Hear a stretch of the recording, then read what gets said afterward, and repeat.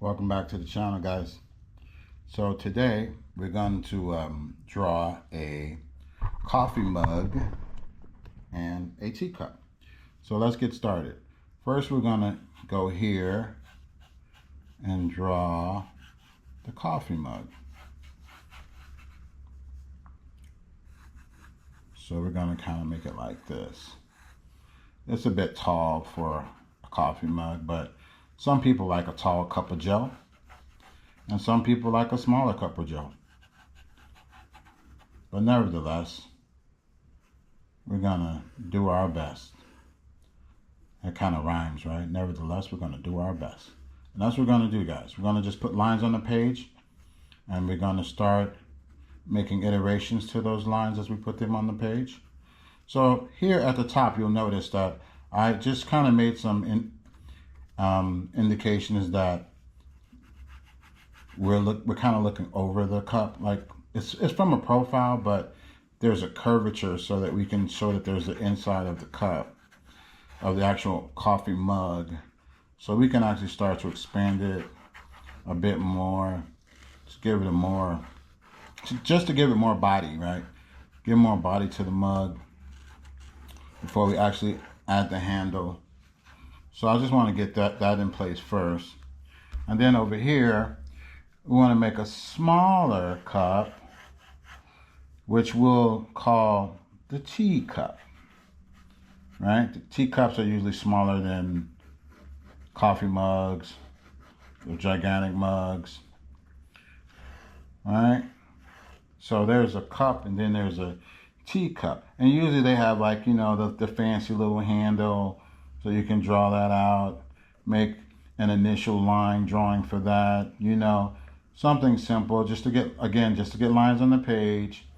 So, you know, my drawing style and my teaching style is more like just fun and doodling, right? It allows you to get information on a page. These lines are information, and eventually this information becomes an image.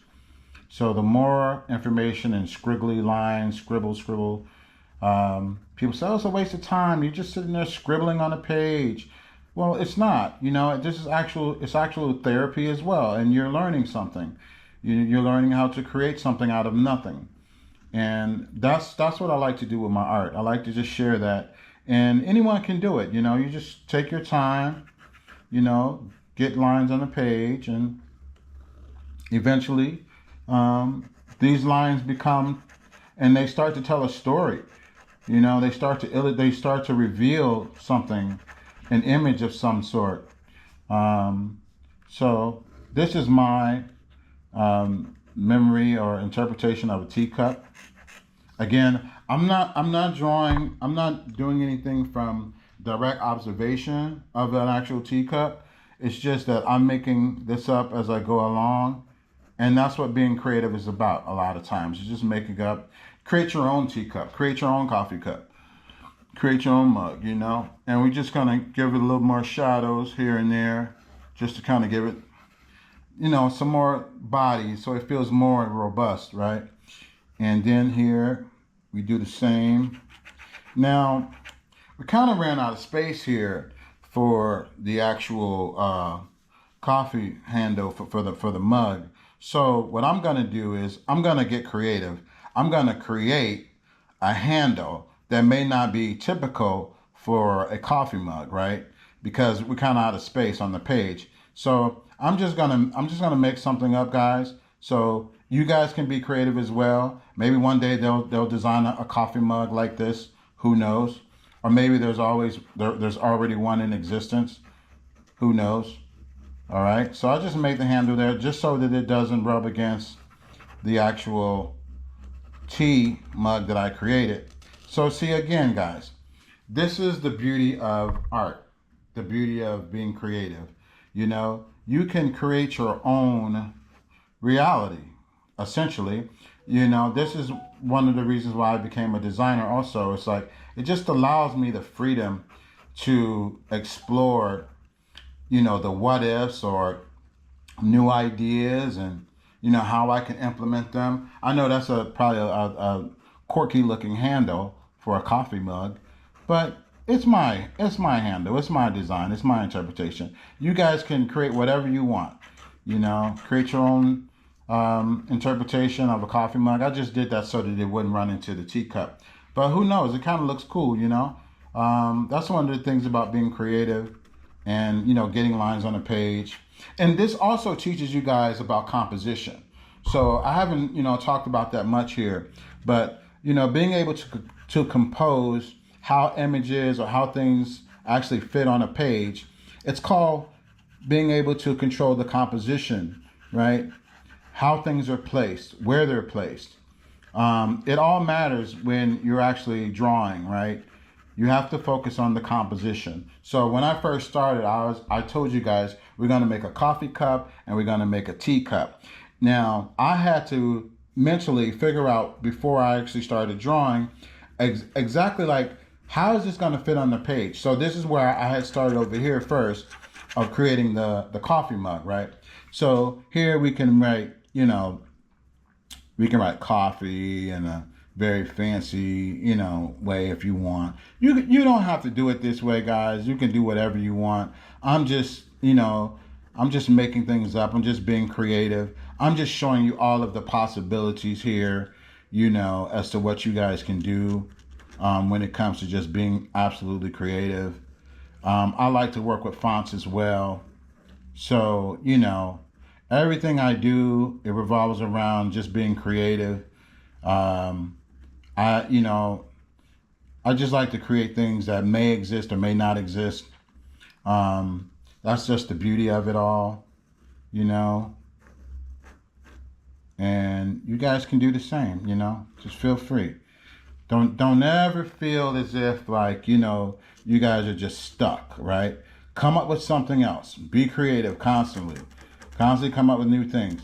So what if it doesn't look perfect in the beginning? You can always change that. You can always rework that. You can redraw that or come back and make several different iterations, right? But the goal is to try. Try something new. Try something different. That's what it's all about. Putting lines on a page, coming up with something, coming up with your own creativity.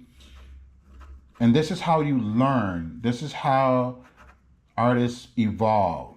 This is how you become better, right? And this is how you're able to communicate and teach others how to actually, just become creative. Just put a little there. Coffee, and then here we can write tea. So I'll just do tea I'll just do like a little bit more simple with the tea. Tea tends to me to be a bit more elegant, it's a bit more mature. So I just use like a serif sans font with more like just tea written in all caps. Very, very sophisticated, tea times to me just comes, it's like an old fashioned, very mature request, I prefer tea, as opposed to a cup of joe. Tea is a bit more elegant, a bit more sophistication.